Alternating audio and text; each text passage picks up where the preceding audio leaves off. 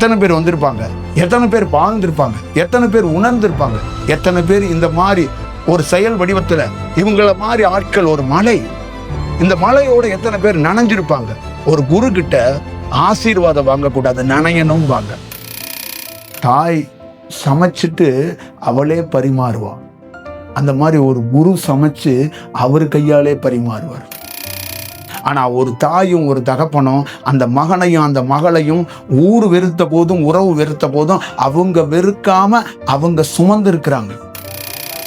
நிஷ்டை, கடவுள்னா நிஷ்டை, அமைதி, பேரமைதி, பேரமைதி, பேரமைதி, பேரமைதி கொண்ட சோறு திங்காதவனுக்கு கெடா வெட்டி சோறு போனான். தன்னுடைய நோக்கம் தியானத்துல இரவு பகல் பாராம மலைகளையும் காடுகளையும் உட்கார்ந்து என்ன நோக்கத்துக்காக இந்த மக்கள்கிட்ட ஒரு விஷயத்தை கொடுக்குறோமோ அதை நோக்கத்தை தாண்டி வணிகமாக மாத்துறதுக்கு யாருக்கிட்ட அதிகாரம் இருக்கு? ஏன் இப்படி பண்ணீங்க? உன்னை நான் என்ன மாதிரி துன்பத்துல ஆழ்த்த விட மாட்டேன், என்ன மாதிரி துன்பத்துல நீ போகாத, அது என்னோடையே போகட்டும். நீ எல்லாத்தையும் கடந்து உன்கிட்ட நோக்கம் சரியா இருந்தா உன்னை காப்பாத்துறதுக்கு டாக்டர் தேவையில்ல, ஒரு நல்ல ஞானி ஒரு தூசியா வருவோம். ஒரு மரத்துல ஒரு காத்துல ரோட்ல கிடக்கு பாரு தூசி, அந்த தூசியா உன்னை காப்பாத்துவாங்க.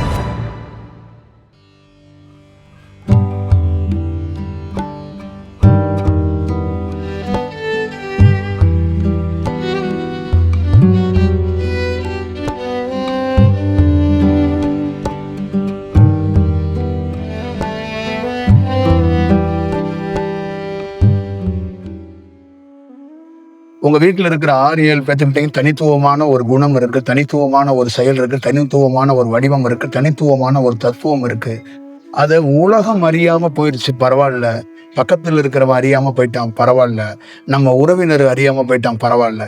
40 ஆண்டுகளா 30 ஆண்டுகளா நாம ஒரு வீட்டுல வாழ்ந்து நம்ம அருகையில நம்ம பக்கத்துல நம்மளோட படுத்து சாப்பிட்டு உறங்கி இறந்து போனவருடைய அந்த விஷயத்தை நம்மளால அறிய முடியல.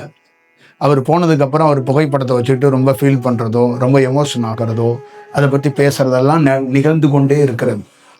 இதெல்லாம் நம்ம எப்படின்னா, நம்ம இருக்கும்போது ஒரு பொருளை ரொம்ப இம்பாக்டா பார்க்கறதே இல்லை, ரொம்ப முக்கியத்துவம் கொடுக்கறதே கிடையாது, ரொம்ப கேஷுவலாகவே டீல் பண்றது. நீங்க இங்க இருக்கிற புகைப்படம், இங்க இருக்கிற எந்த புகைப்படத்தையோட யாராவது ஒருத்தர் பழகி இருக்கீங்களா? யாருக்காவது கம்யூனிகேஷன் இருக்கா? பின்னாடி இருக்கிற புகைப்படத்தோட உங்களுக்கு அவங்களுக்கு ஏதாவது தொடர்பு இருக்கா? ஆனா தொடர்பு தியானத்துக்குள்ளேயே அலைவரிசையோக்குள்ள இருக்கும். ஆனா நேரடியா தொடர்பு இருந்திருக்கு வாய்ப்பு இருக்கா? அப்போ நேரடியா எங்களை மாதிரி ஒரு நாள் வந்திருக்கலாம்ல. அப்ப வந்திருக்கும் போது உங்களுடைய அணுகுமுறை எப்படி இருந்திருக்கும்னு நீங்க நினைக்கிறீங்க? எப்படி இருந்திருக்கும்? ஒரு 10 பேர், ஒரு 20 பேர் வேணா இந்த மாதிரி நபர்களோட பயணிச்சிருக்கலாம். ஆனா இவங்கெல்லாம் வெகு தூரம் போனதுக்கு அப்புறம், மறைஞ்சதுக்கு அப்புறம் இவங்க எழுதப்பட்ட புத்தகங்கள், இவங்க சொல்லப்பட்ட போதனைகள், இவங்க கிட்ட இருந்து வெளிப்பட்ட அலைவரிசைகள், அதுக்கப்புறம் இவங்க பிரபலமாகி தெருவு தெருவுக்கு கோவில், தெருவு தெருவுக்கு பஜனை, தெருவு தெருவுக்கு மன்றம், தெருவு தெருவுக்கு செயல், தெருவு தெருவுக்கு வடிவம், தெருவு தெருவுக்கு ஏக்கம், இப்படிதான் வளரப்பட்டுச்சு. ஆனா இருக்கும்போது எத்தனை பேர் வந்திருப்பாங்க, எத்தனை பேர் வாழ்ந்திருப்பாங்க, எத்தனை பேர் உணர்ந்திருப்பாங்க, எத்தனை பேர் இந்த மாதிரி ஒரு செயல் வடிவத்துல இவங்கள மாதிரி ஆட்கள். ஒரு மலை, இந்த மலையோட எத்தனை பேர் நனைஞ்சிருப்பாங்க. ஒரு குரு கிட்ட ஆசீர்வாதம் வாங்கக்கூடாது, நனையணும் வாங்க. ஏன்னா இந்த மாதிரி ஒரு தியானம் கத்து கொடுக்கிறவர் பேரு குரு கிடையாது. தன்னை நினைச்சிட்டு போயிடுவார். அவர் கத்துக்கிட்டத நகரத்துல கொடுக்க தான் அவர் வெளியில வர்றாரு. அவர் வியாபாரி கிடையாது. வணிகத்துக்காக எத்தனையோ நாடுகள்ல, இங்கிலாந்துல முதல் முறையா இங்கிலாந்து மாதிரி சில நாடுகள் கப்பல் வழியாக வணிகத்துக்கு தொடங்கி போதுதான் நிறைய நாடுகளை அவங்க பிடிச்சு வச்சு அந்த நாடுகளுக்குள்ள அங்க இருக்கிற நுட்பமான பொருட்கள்லாம் தெரிஞ்சுக்கிட்டு அந்த நாடையே கைப்பற்றி அவங்க கையில வச்சிருந்தாங்க. அப்ப எத்தனையோ நாடுகள் தன் ஒரு கைவசப்படுத்தப்பட்டது. அப்ப அந்த கப்பல் மூலியமா வந்த போது ஒரு விஷயத்த பண்ணாங்கல்ல, அந்த மாதிரி தியானத்தை ஒரு வணிகத்துக்காக ஒரு ஈட்டுற மாதிரி ஒரு குரு வருவாரு, கிளாஸ் எடுப்பாரு, போதனை சொல்லுவாரு, நமக்கு ஒரு தீட்சை கொடுப்பாரு, நமக்கு ஒரு பழம் கொடுப்பாரு, நமக்கு ஒரு பூ கொடுப்பாரு. கண்டிப்பா அப்படி ஒரு குரு வரமாட்டான், அப்படி கொடுக்க மாட்டான்.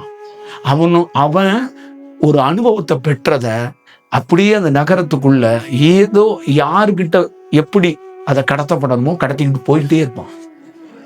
அப்படிதான் அதை செய்ய முடியும். அப்ப அனுபவம் பெற வரைக்கும் காத்திருக்கிறான், உழைக்கிறான். அவனுக்கு பிரபஞ்சம் வந்து அவனை உருவாக்குறதுக்காக போராடுது. அவன் ஒவ்வொரு நாளும் உட்காந்து உட்காந்து உட்காந்து உட்காந்து உட்காந்து போராடி, ஒரு சாதாரணமா ஒரு சாப்பாடு அடுப்புல வைக்கும்போது அது கொதிச்சு கொதிச்சு கொதிச்சு கொதிச்சு கொதிச்சு கடைசியில அரிசியா போட்டது ஒரு உணவா மாறி வருது பாருங்க தட்டுக்கு. அது மாதிரிதான் தியானம். பல நாள் கொதிக்கப்பட்டு இந்த பாத்திரம், இது ஒரு பாத்திரம், இது உள்ள இருக்கிற பொருட்கள் எல்லாம் கொதிக்கப்பட்டு ஒரு நாள் வெந்து இது ஒரு உணவா மேல வருது. அதுதான் உயிர் துளியா வருது, ஒரு அலைவரிசையா வருது. அப்ப இந்த பாத்திரத்தை எடுத்துட்டு போய் ஊருக்கு பரிமாறு, ஊருக்கு விருந்திடு, ஊருக்கு பந்திடு, ஊருக்கு இந்த உணவை கொடு. அதுதான் வடலூர்ல அணையா அடுப்பு. அதுதான் இந்த சாகா கல்வி. இந்த இவங்களுடைய போதனைகள், இவங்களுடைய சிந்தனைகள், இவங்களுடைய தத்துவங்கள், இவங்களுடைய வடிவங்கள் எல்லாம் எதை சொல்லுது அப்படின்னா, யாரோ படித்ததை பாடத்திட்டமாக எடுத்து வந்து சொல்ல வந்தவர்கள் அல்ல. அவர்களுக்கு ஒரு அனுபவம், அந்த அனுபவத்தை தான் பரிமாற வந்தவங்க. தாய் சமைச்சிட்டு அவளே பரிமாறுவா. அந்த மாதிரி ஒரு குரு சமைச்சு அவர் கையாலே பரிமாறுவார். இதான் ரொம்ப முக்கியம். அப்ப ப்ரொஃபஷனலா நீ தியானம் பண்ணணும், நீ என்ன பண்றங்கிறதெல்லாம் முக்கியம் கிடையாது. ஒரு ப்ராப்பரா தியானம் பண்ணவன் எங்கேயாவது கிடைச்சானா தயவு செய்து அவனை பாரு, மிஸ் பண்ணிடாத. லைஃப்ல எவனை வேணாலும், இந்த உலகத்துல உச்சபட்ச எந்த மனிதனை வேணாலும் நீ சந்திக்கலாம், சந்திக்காம போகலாம். ஆனா இந்த மாதிரி தியானத்துக்குள்ள உண்மையிலேயே ஒருத்தன் வளர்ந்தவனை லைஃப்ல நீ பார்க்காம விட்டுறாத. அது வந்து ஒரு காலத்துல இந்த மாதிரி விஷயம் கிடைக்காது. இல்லைன்னா இந்த மாதிரி புகைப்படத்தை தான் நீ பார்த்துக்கிட்டே உட்கார்ந்துருக்க முடியும். ஏன்னா இந்த மாதிரி ஒருத்தன் வருவான், ரொம்ப நாள் ஒரு நகரத்துக்குள்ள இருக்க மாட்டான். எப்போ உள்ள வருவான், எப்போ வெளியில போவான், எப்போ லைவ்ல இருக்கிறான், எப்போ மறைஞ்சு போறான்னு தெரியாது. அப்ப இந்த மாதிரி ஒரு தியானம் பண்றவங்க ஒரு நகரத்துக்குள்ள நம்ம பகுதிக்குள்ள நுழையும் போது அதை வேற மாதிரி நாம போய் அதை பார்க்கறதுக்கு ஒரு வாய்ப்பு இயற்கையா உருவானுச்சுன்னா அங்க ஒரு ஒரு வேற ஒரு உணர்வுகளும் வேற ஒரு வடிவமும் ஏற்படும். அது நிச்சயமாக லைஃப்ல மறக்க முடியாத ஒரு அனுபவமா இருக்கும். மறக்க முடியாத ஒரு அனுபவமா இருக்கும். நம்ம தாய்கிட்டையும் தந்தைகிட்டையும் கத்துக்கிட்டதை தாங்க நம்ம இன்ன வரைக்கும் பெரிய விஷயமா செய்யறோம். நாம நினைச்சுக்கிட்டோம் ஏதோ உலகத்துல வெளியில கத்துக்கிட்டோம்னு. நமக்கு பெரிய ஆசிரியர், நமக்கு பெரிய குரு, நமக்கு பெரிய காடு வந்து தாய் தகப்பன் தாங்க. அவங்ககிட்ட இருந்து முதல்ல கத்துக்கிட்டது தாங்க வெளியில வந்து கத்துக்கணும். எவ்வளவு பெரிய கெட்ட தாய் தந்தையா இருந்தா கூட அவங்கிட்ட ஒரு மறக்க முடியாத ஒரு மிக நுட்பமான ஒரு அனுபவம் இருக்கும். என்ன அனுபவம்னா, தன்னுடைய மகன்கிட்டையோ மகள்கிட்டையோ தவறான விஷயத்த உம்முல மாட்டா, தவறான விஷயத்த வெளியில கக்க மாட்டா. என்ன இருந்தாலும் தன்னை வருத்திக்கிட்டு நல்ல செயலை தான் மட்டுமே கக்குவாது. ஒரு நாகம் கூட தன்னை மிதித்துட்டா டக்குன்னு கடிச்சிடும். ஆனா ஒரு தாய் தந்தை அதை செய்ய மாட்டான். தன்னை புள்ள மிதிக்குதுன்னு தெரிஞ்சு கூட அதை சுமக்க தான் பார்ப்பான், சுமக்க தான் பார்ப்பான். அதான் ஊரே ஒரு மகனை, ஒரு மகளை, எத்தனையோ மகனுக்கு திருட்டு பட்டம் கட்டியிருக்கு, எத்தனையோ மகன்களுக்கு விபச்சார பட்டம் மகளுக்கு கட்டப்பட்டிருக்கு. ஆனா ஒரு தாயும் ஒரு தகப்பனும் அந்த மகனையும் அந்த மகளையும் ஊர் வெறுத்த போதும் உறவு வெறுத்த போதும் அவங்க வெறுக்காம அவங்க சுமந்து இருக்கிறாங்க. அதுக்கு காரணம் அதுதான் ஒரு பெரிய வடிவம். அதோடைய வழி என்னன்னா, நான் என் வழியிலிருந்து, என்னுடைய உழைப்புல, என்னுடைய உள்ள இருந்து, என்னுடைய அனுபவத்திலிருந்து இது ரெண்டு வெளியில வந்தது. அப்ப அவங்களுடைய உயர்வான சிந்தனை எது தெரியுமா? என்னுடைய உழைப்புல இருந்து, என்னுடைய அந்த அனுபவத்திலிருந்து உருவான பொருளை நான் ரொம்ப கவனமா பார்ப்பேன் அப்படிங்கிறது தான் அதோடைய பொருள். அந்த மாதிரி தான் ஒரு குருங்கிற ஒரு குருவோடைய ரோலுங்கிறதும் அதுதான். அப்ப அவருடைய வடிவம் என்னன்னு கேட்டீங்கன்னா, ஒரு மனிதனா இருக்கக்கூடிய எத்தனையோ தொழில் பண்ற எத்தனையோ வடிவத்துக்குள்ள இருக்கிறவங்க தன்னுடைய மூளையில் இருக்கிற இந்த சூழல்ல இருக்கிறது தெரியும். அவங்களுக்கு ஒரு அனுபவம் வந்தாதான் அவங்க தான் யாரு, என்ன மாதிரி வேலை செஞ்சுக்கிட்டு இருக்கோம், எதற்காக இந்த நோக்கம், எதற்காக இந்த ஆன்மீகம், எதற்காக இந்த வாழ்க்கைங்கிறதெல்லாம் கொஞ்சம் தெரியணும்னா அவங்களுக்குள்ள ஏதாவது ஒரு மாற்றம் ஏற்பட்டாதான் தெரியும். அப்ப அந்த மாற்றத்தை ஒரு இயல்பா ஒரு குரு ஒரு அடுப்பை பற்ற வைக்கிற மாதிரி பற்ற வச்சு விட்டு போயிடுவார். சும்மா அவர் பார்வையில சும்மா ஒரு சின்ன ஒரு மணி நேரம் சந்திப்புல அதை கொளுத்தி வச்சுட்டு போயிடுவார்.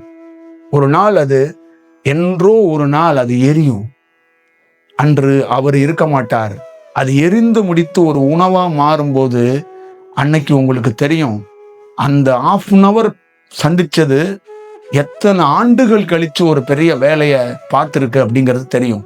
அன்னைக்கு அவரை நினைச்சு நீங்க கண் கலங்கும் போது எந்த சூழல்லையும் உங்களை நோக்கி அவர் காட்சி கொடுக்கவோ உங்களை பார்க்கவோ அவர் வரமாட்டார், பார்க்க முடியாது. இந்த உலகத்துல ரொம்ப இம்பாக்டனான ரொம்ப முக்கியமான விஷயம் எது தெரியுங்களா? இந்த பிரபஞ்சத்தையும் இறைவனையும் பெரிய ஞானியையும் பார்க்கவே முடியாது. நினைச்ச நேரத்துல பார்க்க முடியாது. என்ன அழுதாலும், என்ன புலம்புனாலும், என்ன தேடினாலும், என்ன பெரிய வடிவத்தை செஞ்சாலும் அவ்வளோ சாமானியமாக ஒரு இறை தத்துவத்தை, இறை வடிவத்தை பார்க்க முடியாது. அதை பார்க்கறது ரொம்ப கடினம், ரொம்ப சவால். அப்ப ஏதாவது ஒரு சூழல்ல நமக்குள்ள ஒரு நிகழ்றத இயல்பா போய் பார்க்கணும் அப்படிங்கிறது ரொம்ப முக்கியம். அதுக்குள்ள பெரிய கமிட்மெண்ட் இருக்கக்கூடாது, பெரிய நோக்கம் இருக்கக்கூடாது. சும்மா அப்படி போய் பார்க்கணும். இந்த மாதிரி ஒரு நகரத்துக்குள்ள ஒருத்தவங்க வர்றாங்கன்னா அவங்க கூட ஒரு 10 நிமிஷம், ஒரு 1 hour உட்காரணும், ஒரு பயணிக்கணும். இது ரொம்ப முக்கியம். தாய் தந்தை உங்ககிட்ட சொத்து கேட்கல. ஒவ்வொரு தாயின் தந்தையும் பார்த்தீங்கன்னா, நீ நல்லா வாழு, அடுத்தது என்னோடய நீ இரு, இல்லை நான் உன்னோட இருக்கிறேன், நான் உன்னை பார்த்துக்கிட்டே இருக்கணும், அவ்வளவுதான். எனக்கு என்ன வேற எந்த சந்தோஷமும் தேவையில்லை. என் பிள்ளையோட நான் இருக்கிறேன், என் பிள்ளைய நான் பார்க்கிறேன், அவ்வளவுதான். அதே மாதிரிதான் ஒரு குரு. இந்த உலகம் உன்னை வீழ்த்திரும், எல்லா மனிதனும் வீழ்த்திடுவான். மொழி தெரிந்த சக மனிதனா, நண்பனா, தோழனா, ஆபீஸ்ல இருக்கிற பார்ட்னரா, உனக்கு தெரிந்த அத்தனை பேரும் ஏதோ ஒரு சந்தர்ப்பத்துல உன்னை வீழ்த்துறதுக்கு தயாராகுவான். ஒரு மனிதனை ஒரு சிங்கம், கரடி, புலி வீழ்த்துவதில்லை, இன்னொரு மனிதன் தான் வீழ்த்தி கொண்டு இருக்கிறான். அப்ப ஒவ்வொரு மனிதனும் இங்க வீழ்த்தப்படுவது சக மனிதனால வீழ்த்தப்படுகிறான். அப்ப ஒரு குரு, ஒரு நாள் நீ வீழ்ந்துருவ, ஜாக்கிரதையா இருக்கணும். அப்ப ஜாக்கிரதையா இருக்கணுங்கிறதுக்கு எதை சொல்றாரு, என்ன கற்றுக் கொடுக்கிறாரு அப்படின்னா, விழிப்போட இரு. உன் மூளை கசங்கி போட்ட சட்டை மாதிரி கிடக்கு, என்னுடைய அனல்ல இருந்து நான் கொஞ்சம் நெருப்பு தர்றேன், அதை அயன் பண்ணி சுருக்கம் இல்லாம வச்சுக்க. ஒரு நாள் தேவைப்படும். உன்னை எவன் வேணாலும் அழுக வச்சிருவான், எவன் வேணாலும் உன்னை சிரிக்க வச்சிருவான், உன்னை மாயையில ஆழ்த்திட்டு போயிடுவான். இந்த சூழல்ல இருந்து நீ விடுபடணும், இந்த சூழல்ல இருந்து நீ பாதுகாக்கப்படணும், இந்த சூழல்ல இருந்து நீ பத்திரமாற்ற தங்கமாக ஜொலிக்கணும். அப்படிங்கிறதுக்காக தான் ஒரு குரு துளைத்த, யாரும் நம்ப மாட்டீங்க, துளைத்த ஆன்மாக்களை தேடி தியானத்துல பெரிய அனுபவம் பெற்றுட்டு ஒரு நகரத்துக்குள்ள வர வேண்டிய அவசியம் என்ன? எனக்கு தெரியும், காடுகள், மலைகள், குகைகள், இதுதான் எங்களுடைய இருப்பிடம். என்ன மாதிரி ஆளுங்களுக்கு சுதந்திரம், பிரவேசி, உண்மை, தத்துவம், நிஜம், வாழ்க்கை, இது எல்லாமே காடுதான், மலை தான். இதை தாண்டி வேற யாராலையும் சுகம் கொடுக்க முடியாது. ஒரு மரத்தடி போதும், ஆழ்ந்து போயிடுவோம். ஒரே ஒரு மரத்தடி போதும், ஒரு சின்ன நதிக்கரை போதும், ஒரு அருவி கொட்டுற இடம் போதும், ஒரு கல்லு போதும். எங்களுடைய வாழ்க்கையில் அப்படியே வாழ்ந்துட்டு அப்படியே அதுக்குள்ளே வாழ்ந்துட்டு அப்படியே கரைஞ்சு போயிடுவோம். ஆனா அதை விட்டு ஒரு நகரத்துக்குள்ள ஏன் வரும்? ஒரு நகரத்துக்குள்ள சோளப்பொரியையும் இந்த நூடல்ஸையும் ஃப்ரைட் ரைஸையும் திங்கி கூட மனிதனை நோக்கி ஏன் வர்றான்? ஆசை கொண்ட மனிதனை நோக்கி ஏன் வர்றான்? காலில் கட்டவரில் ஆரம்பிச்சு உச்சித்தலை வரைக்கும் ஆசை கொண்ட, பேராசை கொண்ட, கடவுளையும் ஆசையால கொல்ல நினைக்கின்ற மனிதனை நினைக்க ஏன் வர்றான்? கடவுள் பயப்படுறது, ஞானிகள் பயப்படுறது ஒரே ஒரு ஆள்கிட்ட தான், சிங்கம் புலிகள்கிட்ட இல்ல, மனிதன்கிட்ட. ஏன்னா மனிதன்கிட்ட இருக்கிறது பெரிய நச்சு, ஆசை, கடவுளையே ஆசையா மாத்துறதுக்கு ட்ரை பண்ணிக்கிட்டே இருக்கிறான். ஒவ்வொரு நாளும் ட்ரை பண்றான். நீ என்ன மாதிரி மாறு, ட்ரை பண்றான். சோறு போடுறேங்கிறான், அன்னதானங்கிறான், கும்பாபிஷேகங்கிறான், திருவிழாங்கிறான். தெருவில் ஒருத்தனையும் தூங்க விட மாட்டான். சீரியல் பல்பை கட்டி வச்சு ரேடியோவை கட்டி எவனும் தூங்காதங்கிறான். பேசாத, மௌனமாக, இந்த உலகத்துல எதுவுமே இல்லாத ஒரு நிஷ்டையில் இருக்கக்கூடிய ஒரு கடவுளுக்கு ஊரே சத்தமா இறைச்சல் இட்டு ஒரு திருவிழா பண்றான். நிஷ்டை, கடவுள்னா நிஷ்டை, அமைதி, பேரமைதி, பேரமைதி, பேரமைதி, பேரமைதி கொண்ட சோறு திங்காதவனுக்கு கெடா வெட்டி சோறு போறான். எந்த கடவுள் சோறு தின்னான்? சிவன் சோறு தின்னானா? கிருஷ்ணன் சோறு தின்னானா? ராமன் சோறு தின்னானா? ராமலிங்க சுவாமிகள் ஊருக்கு சோறு போட்டாருனாரு. அவர் சோறு தின்னாருன்னு எந்த குறிப்பு இருக்கு? சோறு போடாத ஒரு கடவுளுக்கு நீ ஏன் இவ்வளவு பெரிய ஆர்ப்பாட்டம் பண்ற? எவ்வளவு கவனமா கையாளணும். அன்னதானங்கிறதெல்லாம் உங்களுக்கு தெரியாது. அன்னதானங்கிறது ஒரு ஞானி ஏன் கொடுக்குறான்னா, அதுதான்டா தியானம். இங்க ஒருத்தன் சோறு தின்னா ஞானம் அடைவான். வெறும் வயிற்றை வருத்திக்கிட்டு தியானங்கிற பேர்ல, ஸ்டைலுங்கிற பேர்ல காலையில ஒன்று சாப்பிட்றேன், மத்தியானம் ஒன்று சாப்பிட்றேன், டயட்டு, அது இது மருந்து, இதெல்லாம் இந்த ஃபேண்டசி குருமார்கள் சொல்லி கொடுக்குற திட்டம், மாயை, சூழ்ச்சி, வஞ்சகம். இதெல்லாம் ஒருத்தன் வளர முடியாது. வயிற்ற பல நாள் காய போட்டு ஒரு கொய்யா பழத்தை திங்கிட்டு உட்காந்துன்னா நீ ஞானம்லாம் அடைய மாட்ட. கொய்யா மரம் வேணா உன் வயிற்றுக்குள்ள முறைக்கலாம். பசி உணவை விடணும்னா அது தானா உணவு உன்னை விட்டு விடும். உடைய திறக்கணும்னா அது தானா திறக்கும். எல்லாமே தானாக தியானத்துக்குள்ளேருந்து நிகழும். நீ நிகழ்த்தினா அது போலி, அது மாயை, அது கட்டுப்பாடு. உன்னை ஒரு நாள் உடைச்சு போட்டுரும், உன்னை ஒரு நாள் நசுக்கிறோம். உன்னை ஏமாத்திக்காத, உன்னை வருத்தாத. நீ அதுக்கு முன்னாடி தோத்து போயிருவ. உன்னால நிக்க முடியாது. எத்தனையோ பேர் இந்த உலகத்துல நின்று பார்த்துட்டான், நிக்க முடியல, நிக்க முடியாதுங்க. உண்மையான சந்நியாசம், உண்மையான இல்லறம், ஒரு மனைவி கையை பிடிச்சுக்கிட்டு கடைசி வரைக்கும் வாழ்றான் பாரு, அதான் உண்மையான இல்லறம். கடைசி வரைக்கும் ஒரு பெண் எந்த தொடர்பும் இல்லாம லாஸ்ட் மினிட் வரைக்கும், முதல் ஆரம்பிச்சதுல இருந்து கடைசி வரைக்கும் இருக்கிறான் பாருங்க, பெண்ணே இல்லாம, அதுதான் சந்நியாசம். இவங்க ரெண்டு பேருமே கட்டுப்பாடோட இருந்தாங்கன்னா செத்து போயிடுவாங்க, தோத்து போயிடுவாங்க. ஒரு குரு சொல்றதே கட்டுப்பாடோட ஒரு விஷயத்த செய்யாத, தோத்துருவ. தீபாவளிக்கு கொளுத்தி வைக்கிற வெடி மாதிரி வெடிச்சு விழுந்துருவ, ஒரு நாள் செதறி போயிடுவ. 10 வருஷ தியானத்தை 10 நிமிஷத்துல தூக்கி சுக்குநூறா நொறுக்கி எரிஞ்சிட்டு போயிடுவோம். சுக்குநூறா நொறுங்கி போயிடும். உன்னால தாக்கு பிடிக்க முடியாது. அப்ப ஒரு குரு இயல்பா இந்த உணவை, எதுக்காக வடலூர்ல உணவு அணையா அடுப்பு, எதுக்காக அணையா அடுப்பு, எதுக்காக அணையா அடுப்பு? ஏழை இங்க பசியோடு இருக்கிறாங்க, சோறு திங்கிட்டுன்னு தொடங்கி வச்சாரா? இந்த சோத்தை திங்கிறவனும் ஒரு நாள் இதே சோத்தை வெட்டுருவான். இந்த சோறு திங்க நம்ம வரல, சோரை தோற்றி வைத்தவன் எவன்? இங்க போடுற அத்தனை பேரும் உணவை அன்னதானம், கருணை, அப்படி இப்படின்னு ஒண்ணு ஏதோ ஒண்ணு சொல்லிக்கிட்டே இருக்கிறாங்க. சாப்பாட பசியே இல்லாதவன், சோறே திங்காதவன் ஒரு சோறை கொடுக்குறான் அப்படின்னா அதுல 1000 அர்த்தம் இருக்கும். அந்த சோத்துக்குள்ள ஆசீர்வாதங்கிறதுல அலைவரிசையையும் கலந்து கொடுக்குறாங்க. அந்த அலைவரிசையை கொடுக்குறான். ஏன் கொடுக்குறான்? ஒரு நாள் இந்த உணவே உனக்கு தியானமாக மாறும், இந்த உணவே உனக்கு மருந்தாக மாறும். இது உணவல்ல, மருந்து. இதை நீ உண்டு கொண்டே வா. ஒரு நாள் உன் தாய் எப்படி உனக்கு நன்மை கொடுப்பாளோ, உன் தகப்பன் எப்படி உனக்கு நன்மை கொடுப்பானோ, அதே மாதிரி இந்த குரு லைவ்ல இருந்தாலும் இல்லைன்னாலும் இந்த உணவு ஒரு நாள் உனக்கு மருந்தாக மாறும்.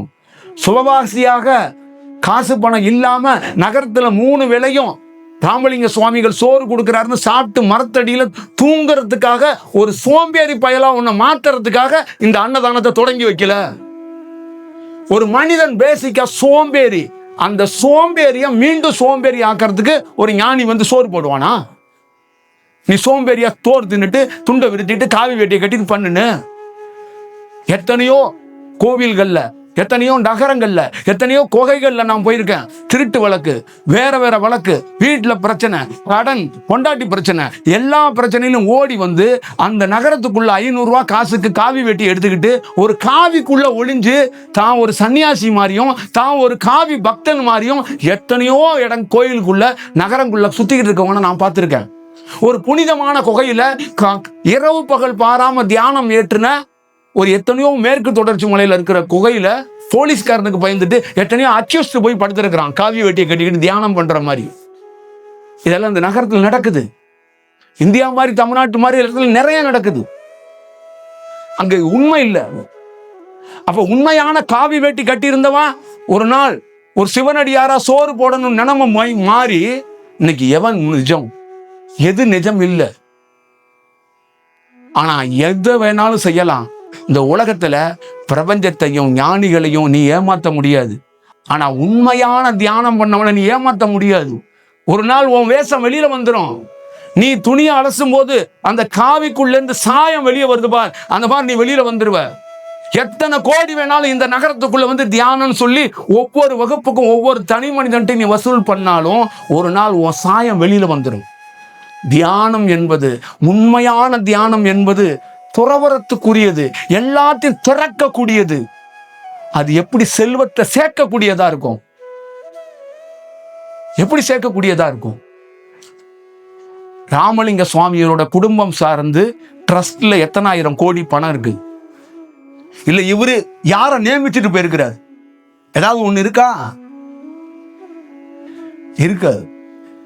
உண்மையான ஞானியை பாருங்க, தொட முடியாது. அவனுடைய அலைவரிசை தொட கூடாது. அதுதான் அலைவரிசை.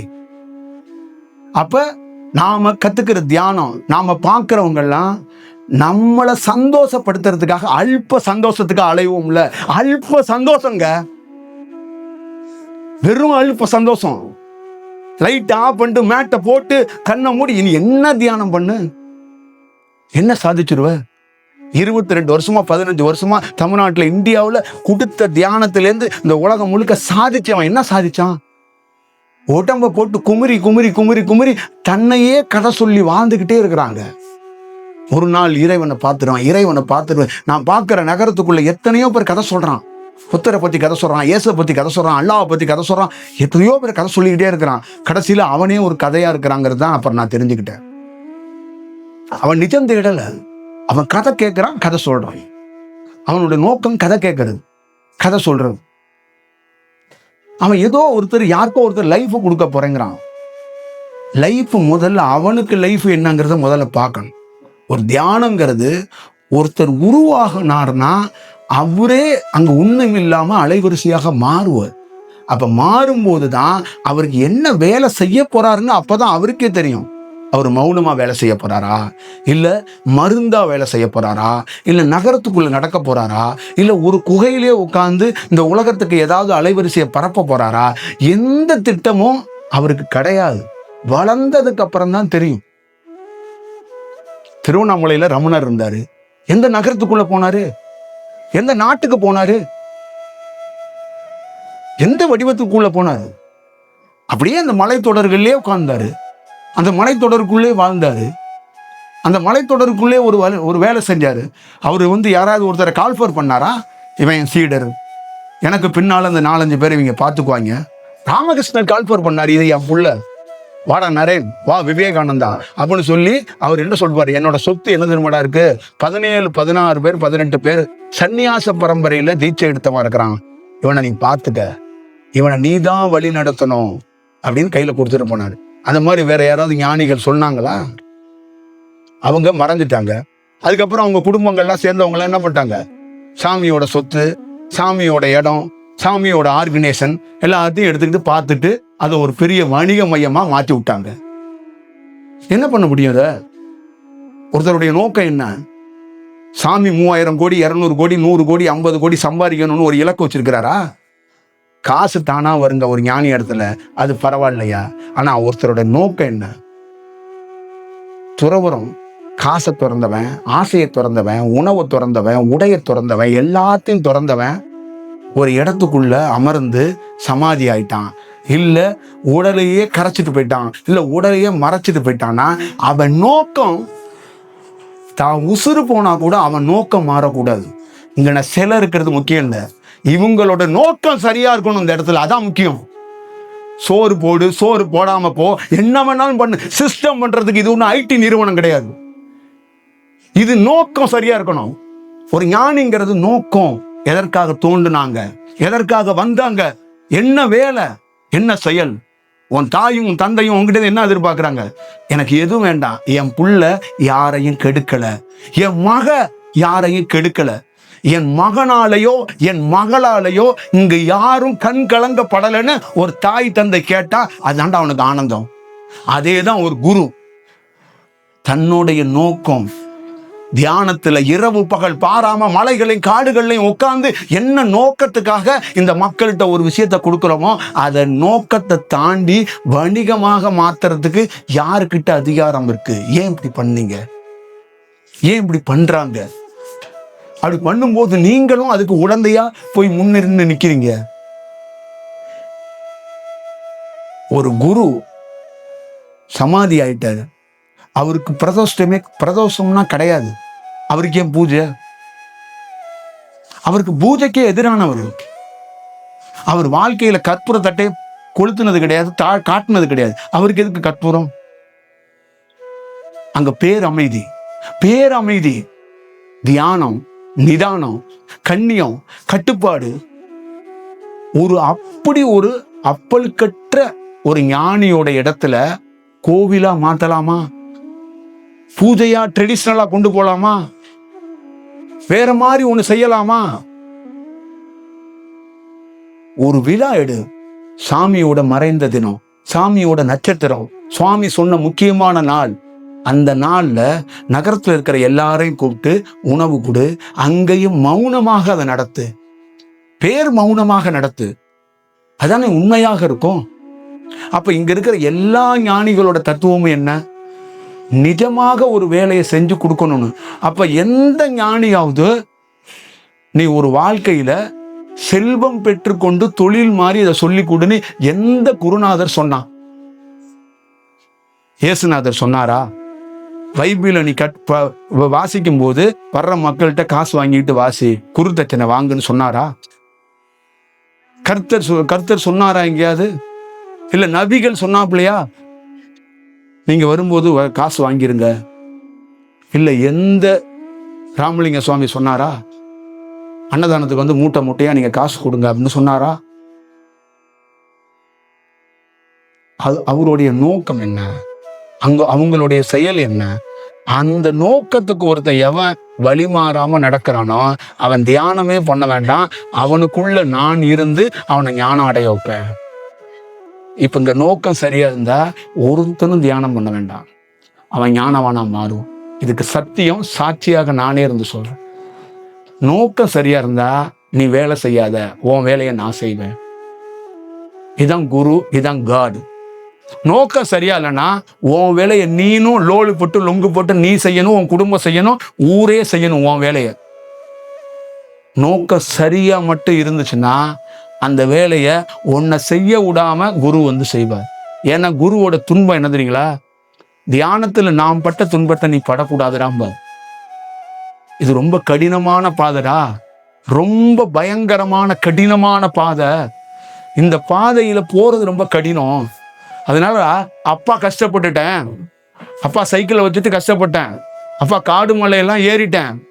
ஆனா என் மகனா இருக்கிற நீ ஆக்ஸ்போர்ட் பல்கலைக்கழகத்துல படிக்கணும் அப்படின்னு ஒரு விவசாயி முடிவு பண்ணி அவரு தன்னுடைய சொத்து பத்து எல்லாத்தையும் வித்து போடா மகனை போய் படிச்சுட்டு போடா அப்பாவோடய போட்டுங்கிறான். அதே மாதிரிதான் ஒரு குரு காடு மலைகள்லாம் ஏறி இந்த உடலை வருத்தி பல தியானம் பண்ணி நாங்க துன்பப்பட்டோம், நீ அப்படி துன்பப்படாத, உனக்கு அந்த மாதிரி துன்பத்தை நாங்க கொடுக்க விட மாட்டோம். ஆனா நோக்கம் சரியா நீ வச்சுக்கிட்டு நின்னு நான் உனக்கு எல்லா ரூபத்திலையும் வழிகாட்டுறேன்.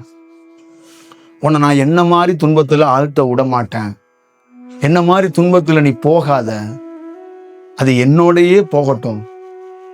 அப்படிங்கிறது தான் எல்லா குருவும் சொல்றது. புத்தர் போதி மரத்திலேருந்து வெளியில வந்து முதல் முறையாக அந்த பாலி உரையில காசிக்கு பக்கத்துல உரை நிகழ்த்தும் போதும் அவருடைய நோக்கம் இதான்: நான் பெற்ற துன்பத்தை நீ பெறக்கூடாது. என்னிடம் இருந்து ஒரு செயலை பெற்றுக்கொள். தயவு கூர்ந்து துன்பம், துயரம், இந்த மாதிரி எல்லா செயலும் என்னோடு போகட்டும், உனக்கு வேண்டாம். அதற்காகத்தான் என்னை பிரபஞ்சம் கொளுத்துன்னு கொளுத்தி எரித்து முழுவதுமாக உருவாக்கி என்னை நகரத்துக்கு அனுப்பிச்சு வச்சிருக்கு. நான் தனி மனிதனாக தியானத்தில் சாதித்தவன், கொண்டாடியவன் அப்படி என்று நினைத்து விடாதே. இந்த மனித கூட்டம் தன்னையே ஏமாற்றிக் கொண்டு தோற்றுவிடும். நகரத்துக்குள்ளே போ. நீயும் மனிதனாக இருப்பவனுக்கு இந்த மாதிரி தியானம், இறை சக்தி ஏன் கிடைக்கப்படுதுன்னா அப்பதான் அவனுக்கு ஒரு நம்பிக்கை வரும். அப்ப மனிதனா இருக்கிற கைகால் வைத்த மனிதனுக்குள்ளே கடவுள் சக்தி வரும்.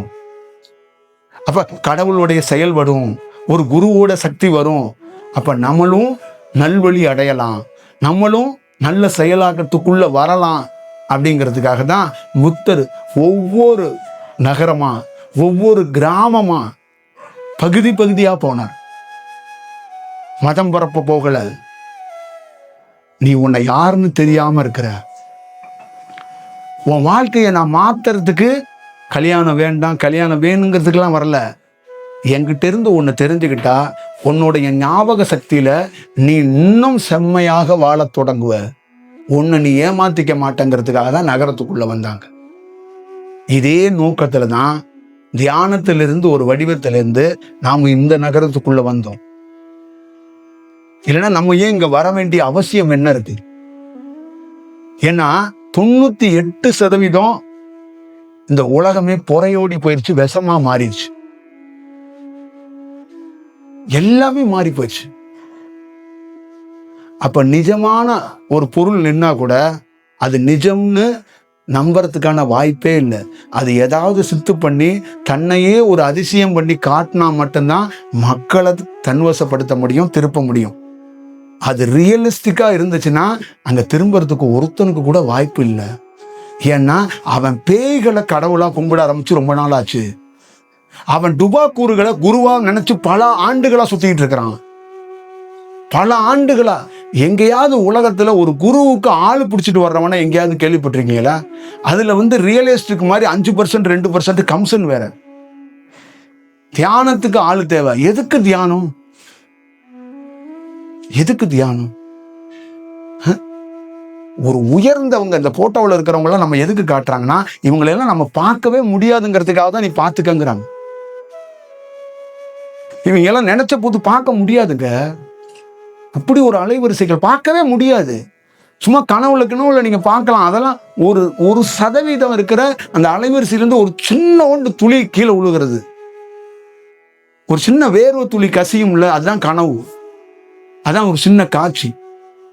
அப்ப இவ்வளவு பெரிய உயர்ந்த உங்களுடைய தத்துவமும் இவ்வளவு பெரிய உயர்ந்த உங்களுடைய சிந்தனைகளையும் எடுத்துக்கொண்டு வணிகமாக மாத்துறது, வணிகமாக சொல்றது, உங்களை நீங்க ஏமாத்திக்கிறது, நீங்களும் ஒரு வடிவத்துக்குள்ள நானும் கடவுளாக போறேன்னு ஒரு குரு, போலி குரு இருக்கிறான்.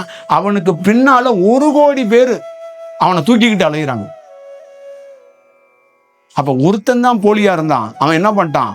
நகரத்துல 1 கோடி பேர்த்த போலியா மாத்திட்டான். அப்ப கொரோனாவுல ஒரே ஒரு நாட்டுக்கு தான் கொரோனா வந்துச்சு, எல்லா நாட்டுக்கும் பரவணுச்சு இல்ல. அதோட சீரியஸ்னஸ் அவனுக்கு தெரியல. அதே தான் தியானம். தியானம் கொரோனாவோட மோசமானது. அப்ப இங்க என்னன்னா, யாரா வேணாலும் இருக்கட்டுங்க, ஏதோ ஒரு வடிவத்துக்குள்ள எனக்கு ஒன்று கற்றுக் கொடுங்க. சங்கு சக்கரத்தை சுத்துற மாதிரி, தீபாவளிக்கு கொளுத்தி விடுற மாதிரி நான் ஏதோ ஒரு சக்கரத்தை சுத்திக்கிறேன், ஏதோ ஒரு தியானத்துக்குள்ள ஒன்று பண்ணிக்கிறேன், ஒரு பிஸ்னஸ்ல பண்ணிக்கிறேன், வாழ்க்கையில பண்ணிக்கிறேன், ஒரு நோய் நொடியா இருக்கேன் அதுல பண்ணிக்கிறேன். நீ எல்லாத்தையும் கடந்து உன்கிட்ட நோக்கம் சரியா இருந்தா உன்னை காப்பாத்துறதுக்கு டாக்டர் தேவையில்ல.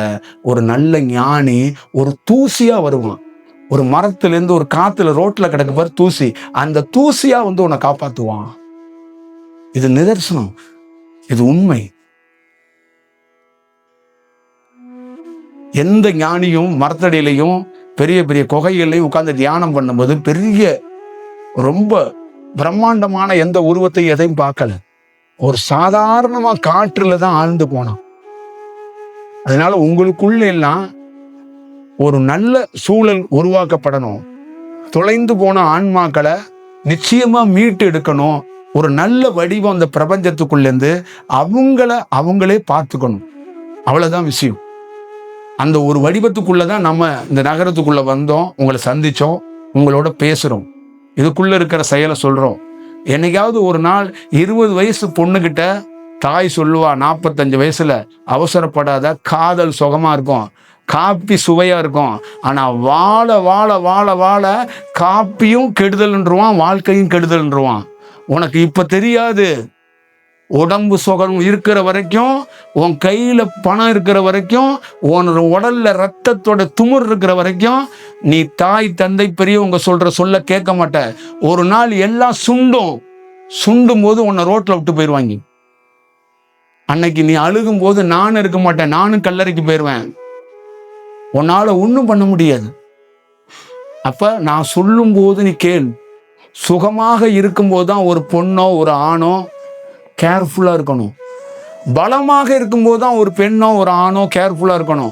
ரத்தம் சுண்டுனதுக்கு அப்புறம் புத்தி வந்துட்டு தப்பு செஞ்சுட்டேன்னு அனலைஸ் பண்ணக்கூடாது. ரத்த திமிரிலேயே அனலைஸ் பண்ணணும். இளம் வயதிலே அனலைஸ் பண்ணணும். 22 வயசு 23 வயசுல திமிர் எடுக்க கூடாது. நிதானமா இருக்கணும். பெரியவங்கிறது எதுக்கு?